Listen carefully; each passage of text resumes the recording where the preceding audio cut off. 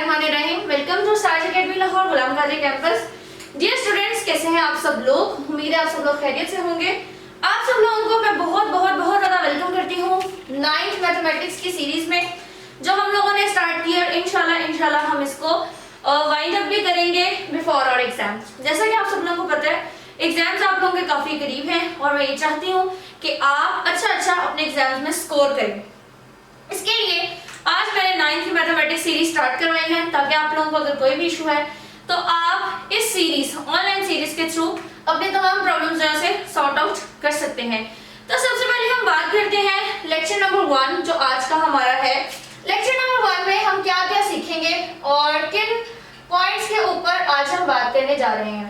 सबसे पहली बात, मैथमेटिक्स को कुछ लोग कहते हैं ये प्रैक्टिस है, कुछ लोग मैथमेटिक्स के बारे में कंसीडर करते हैं कि इसमें कॉन्सेप्ट्स हैं। अकॉर्डिंग टू मी, आपके पास आपकी लर्निंग आउटकम सबसे पहले होनी चाहिए। You should have to know कि आपके चैप्टर में क्या इंफॉर्मेशन है, क्या नॉलेज है, उससे आप लोगों को हासिल क्या होगा। उसके बाद आपने उन क्वेश्चंस को हमेशा समझ के एक थीम बना के और एक प्रॉपर आउटलाइन के तहत आपने हल करना है। कभी भी आपने मैथ्स को रट्टा लगा के या स्टेप्स को फॉलो करके जस्ट इन चीजों को मेयार बना के आपने नहीं करना। इवन जो मैथ्स के फॉर्मूले भी ड्राइव होते हैं, उनके पीछे भी प्रॉपर लॉजिक और प्रॉपर कॉन्सेप्ट्स शामिल होते हैं। सबसे पहले आज के लेक्चर नंबर 1 में हम डिस्कस करने जा रहे हैं इस चैप्टर की आउटलाइन। देन मैं बात करूंगी स्टूडेंट लर्निंग आउटकम्स पे कि आपको चैप्टर नंबर 1 में कौन सी स्टूडेंट लर्निंग आउटकम्स जो है वो मिल सकती हैं। So let's start with the unit number 1 outline. Introduction of matrix. हम इसमें मैट्रिक्स का इंट्रोडक्शन देखेंगे। अब मैट्रिक्स का इंट्रोडक्शन क्या है, थोड़ा सा छोटा सा हम आइडिया या हिंट यही ले लेते हैं। मैथमेटिक्स की फील्ड में मैट्रिसेस का एक बहुत बड़ा और एक ह्यूज कॉन्सेप्ट शामिल है, जिसे इवन इंटर लेवल तक और उसके बाद भी इसको कहीं ना कहीं यूटिलाइज करवाया जाता है। ना सिर्फ मैथमेटिक्स की फील्ड में बल्कि स्टैटिस्टिक्स में, कंप्यूटर साइंस में, फिजिक्स में भी मैथमेटिक्स का किरदार जो है वो बहुत अहम है। सेकंड थिंग इज दैट कि ऑर्थर एक इंग्लिश मैथमेटिशियन ने आर्थर गेले ने 1858 में थ्योरी ऑफ मैट्रिसेस बनाई, जिसके बाद हमारे पास से तमाम मैट्रिसेस का कॉन्सेप्ट जो है उसे इंट्रोड्यूस करवाया गया। एक एमसीक्यू आप लोगों के पास यही आ जाता है कि थ्योरी ऑफ मैट्रिसेस कब जो है वो इंट्रोड्यूस हुई थी। इट्स 1858 में, या फिर 1858 में कौन सी वाली थ्योरी है जो कि इंट्रोड्यूस करवाई गई थी। आप लोगों को छोटे एमसीक्यूज में साथ साथ आप लोगों को बताती रहूंगी और आप लोगों ने ये एमसीक्यूज साथ साथ मार्क करने हैं। नेक्स्ट हमारे पास आ जाता है टाइप्स ऑफ मैट्रिसेस। मैट्रिसेस की कितनी टाइप्स बनी और उन टाइप्स की भी फर्दर कितनी टाइप्स हैं, ये सारी चीजें हम डिस्कस करेंगे टाइप्स ऑफ मैट्रिसेस में, इस फील्ड में या इस ब्लॉक में। Next we have addition and subtraction of matrices. अगर हमारे पास दो या दो से ज्यादा मैट्रिसेस मौजूद हैं तो उनको ऐड या सब्ट्रैक्ट कैसे किया जा सकता है। दोनों चीजें पॉसिबल है, ऐड करना या सब्ट्रैक्ट करना। तो मैट्रिक्स को किस तरीके से ऐड किया जाएगा या सब्ट्रैक्ट किया जाएगा, ये सारा हम पढ़ेंगे सेक्शन 1.3 में। नेक्स्ट आ जाता है मल्टीप्लिकेशन ऑफ मैट्रिसेस। अगर आपके पास दो मैट्रिसेस मौजूद हैं तो आप उनको कैसे मल्टीप्लाई करेंगे, अगर दो से ज्यादा है तब आप उनके ऊपर ये अमल किस तरीके से परफॉर्म कर सकते हैं। Multiplicative inverse of matrices and the last but not the least solution of simultaneous linear equation.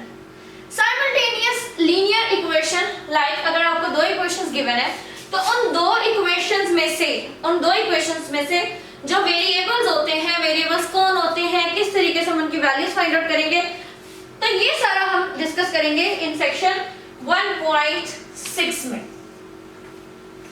Make sure कि ये तमाम चीजें आप लोगों को लर्निंग आउटकम्स क्या देंगी, आपकी स्टूडेंट की लर्निंग आउटकम्स क्या है। ये तो बात हो गई एक यूनिट की आउटलाइन की। यूनिट हमें क्या इंफॉर्मेशन प्रोवाइड करेगा, इंफॉर्मेशन को हम किस तरह से ड्रैग करके अपने इस्तेमाल में ला सकते हैं। सबसे पहली बात, अब मैं स्टार्ट करती हूँ वर्ड मैट्रिक्स को। मैट्रिसेस क्या होते हैं? अरेंज करके रखने का एक नाम है। आपके पास एंट्रीज है, आपके पास डेटा है, आपके पास नंबर है, आपने वो डेटा, वो नंबर, वो एंट्रीज किस तरह से सेव करके या ऑर्गेनाइज करके रखी है, this thing is known as, ये अमल, वो तरीकाकार, वो रिप्रेजेंटेशन मैट्रिसेस कहलाती है। क्योंकि आप इस टाइम 9th के स्टूडेंट हैं, जो स्टूडेंट बहुत ही छोटा है और जिसको प्रॉपर गाइडलाइन की जरूरत है, इसलिए मैं उसको उसकी बुक में से भी प्रॉपर डेफिनेशन उसकी रिकॉल करवा देती हूँ। So we are going toward the page number 2, जहां पे मेंशन है अ रेक्टेंगुलर अरे और a formation of collection of real numbers से 0 1 2 3 4 एंड 7 सच एज, उसको आप एक अरेंज करके रखें and then enclose by brackets square bracket, not other than the square bracket, just square brackets जो है वो इस्तेमाल होंगी इस set to a form of matrix.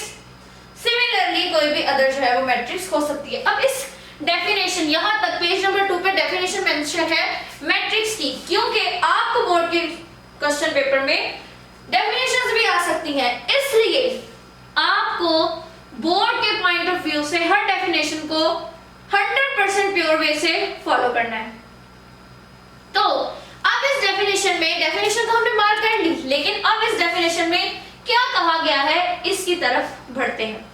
Definition में कहा गया है, लेट्स से, मैं आपको एग्जांपल देती हूं, लेट्स से वी हैव, आप लोगों को आई होप सो कि क्लियर नजर आ रहा होगा, 0 1 2 3 4 5 6, आप लोगों के पास m<7, आप लोगों के पास ये एंट्रीज हैं, ये नंबर्स हैं, आपने इनको अरेंज किया। अरेंज कैसे किया? 0 1 2 3 4 5 6 7 और लेट्स से 8 भी आपके पास।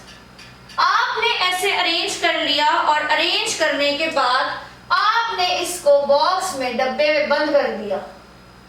आपने इसको रेक्टेंगल ब्रैकेट्स में, आपकी सिर्फ एक आसानी के लिए, एक समझने की हद तक मैंने कहा कि आपके पास एंट्रीज थी, आपने उन एंट्रीज को एक डब्बे में डाल दिया। वो डिब्बा क्या है आपके पास? वो डिब्बा ये स्क्वायर ब्रैकेट्स हैं। हमेशा याद रखना है, आपकी मैट्रिक्स, आपका डेटा, आपकी कलेक्शन ऑफ एंट्रीज, आपकी कलेक्शन ऑफ रे एक स्क्वायर ब्रैकेट के अंदर सेफ होने जा रही है और ये अब कहलाएगी मैट्रिक्स। और इसी तरह कोई भी और एग्जाम्पल आप कोट कर सकते हैं, like A, B, C and D। ये भी क्या है? ये भी एक मैट्रिक्स है। सो अगेन इसी कॉन्सेप्ट को लास्ट टाइम रिकॉल करते हैं।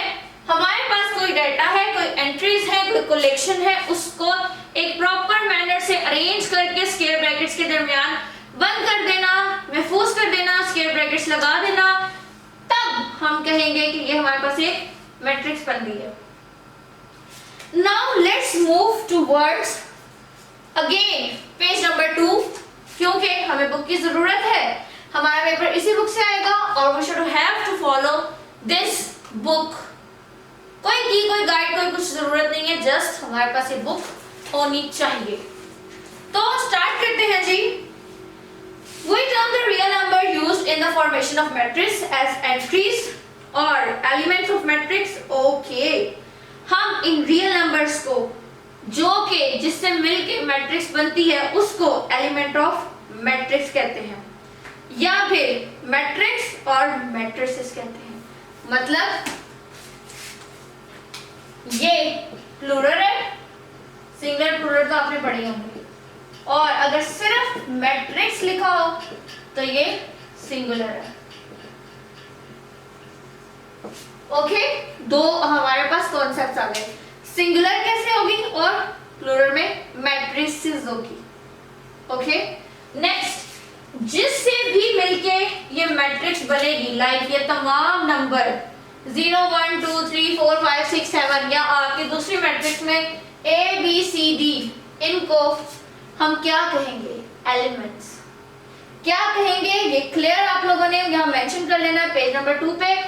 एलिमेंट्स ऑफ मैट्रिक्स, ये तमाम इस मैट्रिक्स के क्या कहलाएंगे? एलिमेंट्स। Elements of matrix. उसके बाद अगर हम मूव करते हैं रो एंड कॉलम के कॉन्सेप्ट्स की तरफ, अगेन पहले हम समझेंगे फिर हम उसको इंट्रोड्यूस करवाएंगे इसी पॉइंट के ऊपर। So let's move toward row and column of matrix. Okay dear students, now हम मूव करते हैं हमारे मैट्रिक्स के एक न्यू टॉपिक की तरफ, जो कि है rows and column of matrix. Rows and column of matrix में हम क्या पढ़ेंगे? एक मैट्रिक्स आपको गिवन है, उसकी रोज कौन सी होंगी और एलिमेंट्स कौन से होंगे। याद रखिएगा, मैट्रिक्स को डिटेल स्टडी करने से पहले हमें तमाम एलिमेंट्स, तमाम उसके नेम्स, टाइप्स और उसकी तमाम दीगर इंफॉर्मेशन के बारे में जानना जरूरी है। हम सबसे पहले स्टडी करने जा रहे हैं रोज एंड कॉलम ऑफ मैट्रिक्स को। रोज क्या होती है और कॉलम क्या होते हैं? सबसे पहले इसके लिए हम फोकस करते हैं एक मैट्रिक्स के ऊपर। हमारे पास इस वक्त मेंशन है एक मैट्रिक्स, ये मैट्रिक्स है ए। इस मैट्रिक्स में कुछ एंट्रीज गिवन है 1 3 2 2 5 1 0 4 -1। अगर मैं इन एंट्रीज को हॉरिजॉन्टल वे में, हॉरिजॉन्टल स्ट्रेट हॉरिजॉन्टल वे में देखूं तो ये रोज बनाएंगी। ये क्या कहलाएंगी? रोज। लाइक 1 3 और 0, 3 5 and 4, 2 1 and -1। I will repeat that किसी भी मैट्रिक्स में अगर हम उसकी एंट्रीज को हॉरिजॉन्टल वे में, horizontal like a line, horizontal way में देखें, जिससे मैंने इसको ग्रीन बॉक्स में बंद कर दिया है, तो ये हॉरिजॉन्टल लाइंस क्या कहलाएंगी? रोज। इस टाइम मैट्रिक्स ए के अंदर 3 रोज हैं। सबसे पहली रो को हमने R1 कह दिया, दूसरी रो को R2 कह दिया एंड तीसरी वाली रो को हम नाम दे देंगे R3। Make sure in a matrix horizontal representation of entries or elements represent the rows of that matrix. I will repeat, in any matrix the horizontal representation of elements shows the rows of that matrix. तो इस matrix A में जो horizontal representation है, straight अगर हम horizontal को एक describe करें, हॉरिजॉन्टल वे में जो एलिमेंट्स रिप्रेजेंट कर रहे हैं वो रोज बना रहे हैं। 3 रोज यहाँ पे गिवन है। एक तो नाम होता है रोज का, दूसरा बहुत ज्यादा नाम रिपीट किया जाएगा, वो होगा columns of matrix. Now columns of matrix जो है वो कौन होंगे? Columns of matrix is a vertical representation of element is known as column of matrix.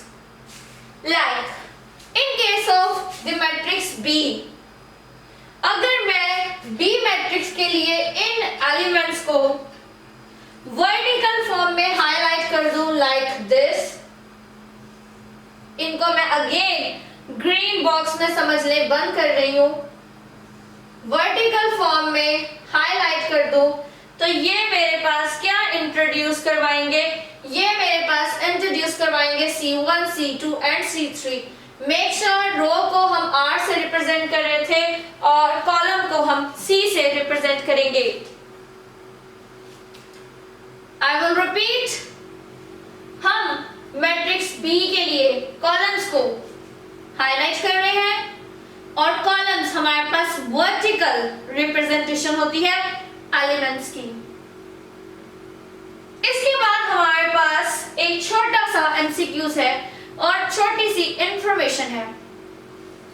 किसी भी एक मैट्रिक्स के लिए अगर एक मैट्रिक्स को मैं देख रही हूं, लाइक ए है, इसमें जितनी रोज होंगी या जितने कॉलम्स होंगे उनके नंबर ऑफ एलिमेंट्स बराबर रहेंगे। दोबारा सुने, जितनी भी रो होंगी, 3 है, 4 है, 5 है, उन तमाम रोज में एलिमेंट्स, नंबर ऑफ एलिमेंट्स बराबर होंगे।